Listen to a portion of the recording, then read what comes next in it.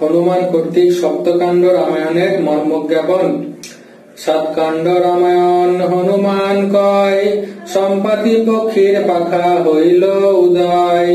আদ্যকাণ্ডে রাম জন্ম হইল শুভক্ষণে, পরম উল্লাস হইল অযোধ্যা ভুবনে। শ্রীরাম লক্ষণ ও ভরত শত্রুঘ্ন, চারি পুত্র পাইয়া ভূপতি হৃষ্টমন।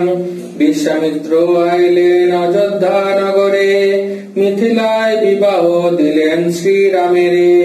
চারি নন্দনের দিয়া বিবাহ কৌতুকে, রাজত্ব করেন রাজা অযোধ্যায় সুখে। রামেরে করিতে রাজা নৃপের বাসনা, কুটিলা কইকেয়ী তাহে করে কুমন্ত্রণা। পিতৃসত্য পালিতে গেলেন রাম বন, সঙ্গে চলিলেন তাঁর জানকী লক্ষণ।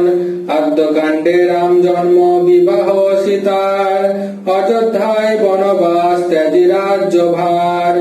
অরণ্যকাণ্ডেতে সীতা হরে দুরাশয়, কিষ্কিন্ধায় বালিবধ কটক সঞ্চয়।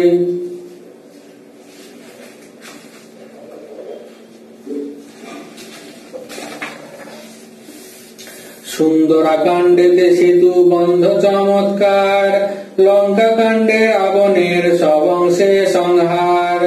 উত্তরাকাণ্ডেতে পড়ে সপ্তকাণ্ড কথা, সেই কথা হনুমান কহিল সর্বথা।